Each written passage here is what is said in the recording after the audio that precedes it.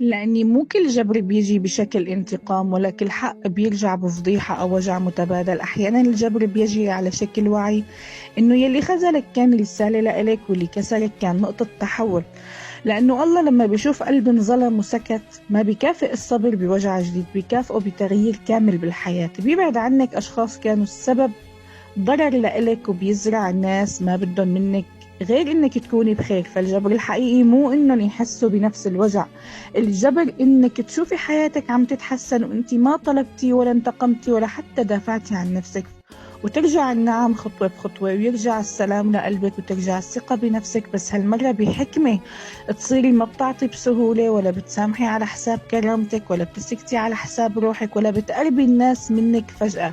وهون بالضبط بتفهمي انه يلي راح كان لازم يروح، وانه التأخير كان ترتيب من الله مو نسيان. تعلمنا من قصة سيدنا يوسف انه الله قادر يعيد بناء حياتك قدام عيون الناس يلي حاولوا يؤذوكي. الجبر الحقيقي مو انك تنتقمي، ولا انك تشوفيهم مكسورين مثل ما كسروكي. الجبر الحقيقي انه النعم ترجع لحياتك فجأة وانت ساكتة وهن عم يتفرجوا عليكي، انك ترجعي اقوى واوضح واصدق مع حالك، انه الله يعوضك مو بس عن الوجع، بل عن كل شي خسرتيه وانتي نيتك كانت من الاساس طيبة.